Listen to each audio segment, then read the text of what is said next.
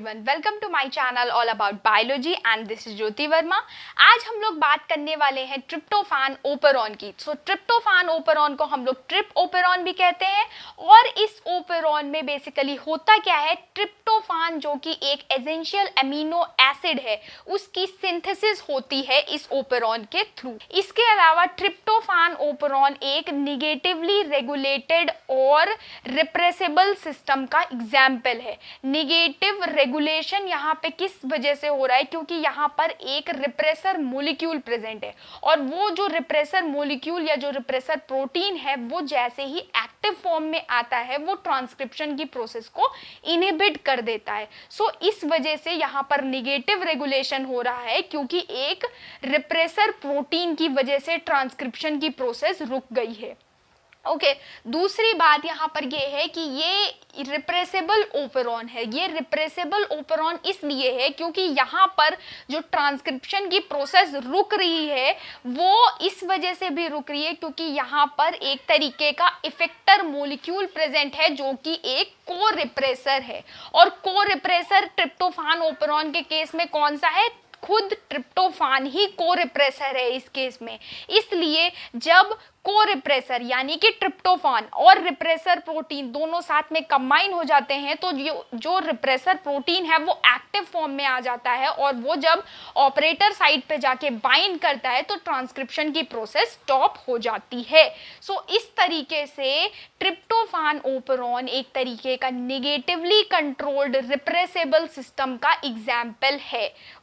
उसके बाद अब हम लोग मेजर कंपोनेंट्स के बारे में डिस्कस कर लेते हैं कि ट्रिप्टोफैन ओपेरॉन के केस में आपको क्या क्या कंपोनेंट्स मिलेंगे।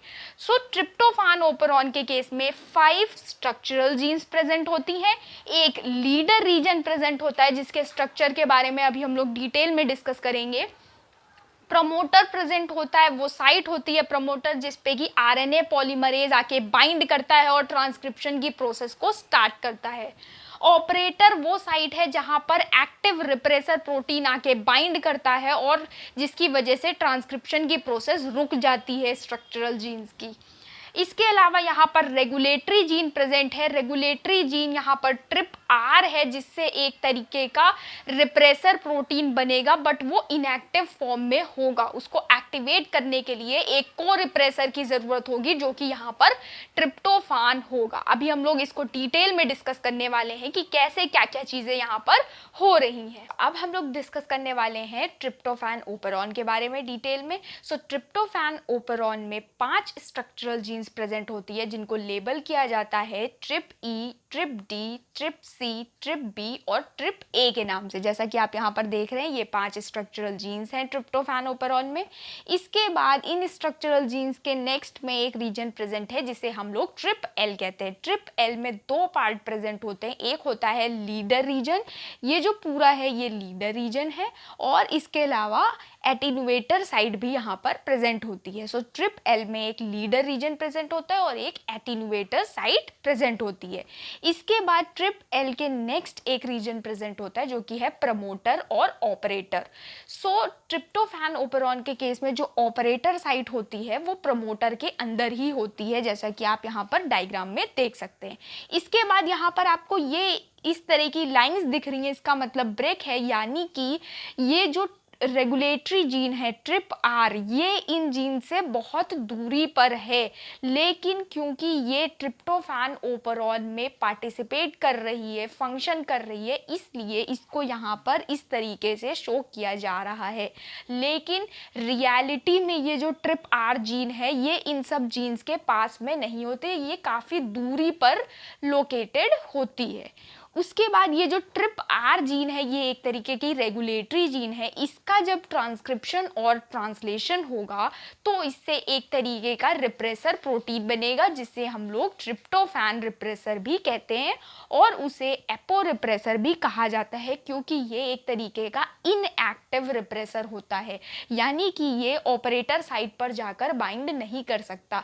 इसे एक तरीके का को रिप्रेसर चाहिए जो कि ट्रिप्टोफैन ओपेरॉन के केस में खुद ट्रिप्टोफैन ही है, यानी कि इस ओपेरॉन के केस में ट्रिप्टोफैन एक को रिप्रेसर की तरह वर्क करता है और ट्रिप्टोफैन जब इस इनएक्टिव एपोरिप्रेसर से आके बाइंड करता है तो ये एक्टिव फॉर्म में आ जाता है, और फिर ये एक्टिव रिप्रेसर जब ऑपरेटर साइट पे बाइंड करता है तो आरएनए पॉलीमरेज इस प्रमोटर पर बाइंड नहीं कर पाएगा और अल्टीमेटली इन स्ट्रक्चरल जीन्स का ट्रांसक्रिप्शन और ट्रांसलेशन नहीं हो पाएगा। इस तरीके के रेगुलेशन को हम लोग बोलते हैं रिप्रेशन। तो ट्रिप्टोफान ओपेरॉन के केस में ट्रांसक्रिप्शन को रोकने के लिए और रेगुलेशन करने के लिए दो रेगुलेशन मैकेनिज्म प्रेजेंट होते हैं। पहला रेगुलेशन मैकेनिज्म है रिप्रेशन, जिसे हम लोग इस वीडियो में डिस्कस करेंगे, और दूसरा रेगुलेशन मैकेनिज्म है एटेन्युएशन, जिसे हम लोग नेक्स्ट वीडियो में डिस्कस करेंगे। तो रिप्रेशन में बेसिकली जो रोल है वो रिप्रेसर प्रोटीन का है, और इस केस में जो रेगुलेशन है वो डिपेंड करेगा ट्रिप्टोफान की प्रेजेंस और एब्सेंस पे। तो अब हम उनके बारे में देख लेते हैं कि किस तरीके से ट्रिप्टोफान की प्रेजेंस और एब्सेंस में इस ओपेरॉन पे इम्पैक्ट आएगा। ओके, सो अब हम लोग बात करने वाले हैं अपने फर्स्ट केस की, जिसमें कि ट्रिप्टोफान एब्सेंट है। तो जैसा कि आप जानते हैं कि ट्रिप्टोफान एब्सेंट है तो ई कोलाई को ऐसा मैकेनिज्म यूज करना पड़ेगा जिसमें कि ट्रिप्टोफान की सिंथेसिस हो सके। इस केस में क्या हो रहा है, ये जो ट्रिप आर जीन है ये कंटिन्यूअसली एक्सप्रेस हो रहा है। इससे कंटिन्यूअसली एक तरीके का रिप्रेसर प्रोटीन जो कि एपो रिप्रेसर है, ट्रिप्टोफान रिप्रेसर है, जो कि इनएक्टिव इन नेचर है, बन रहा है। अब इस इनएक्टिव रिप्रेसर को एक्टिव फॉर्म में आने के लिए ट्रिप्टोफान की ज़रूरत है, लेकिन ट्रिप्टोफान यहाँ पर एब्सेंट है। इस कंडीशन में ये जो रिप्रेसर है ये इनएक्टिव फॉर्म में रहेगा, जिसकी वजह से ऑपरेटर साइट पे ये बाइंड नहीं कर पाएगा। इस केस में क्या होगा, आरएनए पॉलीमरेज प्रमोटर साइट पे आके बाइंड करेगा और इन जीन्स का ट्रांसक्रिप्शन और ट्रांसलेशन होगा। इन स्ट्रक्चरल जीन्स के ट्रांसक्रिप्शन और ट्रांसलेशन होने के बाद क्या क्या प्रोडक्ट्स बनेंगे वो हम देख लेते हैं।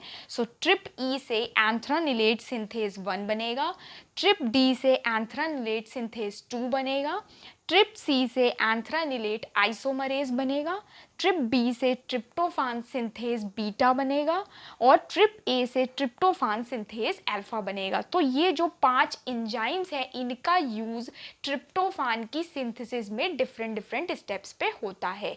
जब इन एंजाइम्स की सिंथेसिस हो जाएगी तो इनसे ट्रिप्टोफान का फॉर्मेशन भी हो जाएगा। ये एंजाइम्स डिफरेंट स्टेप्स में यूज होते हैं ट्रिप्टोफान की सिंथेसिस में, और बेसिकली यहाँ पर होता क्या है, कोरिस्मिक एसिड से ट्रिप्टोफान का फॉर्मेशन होता है इन एंजाइम्स का यूज करके।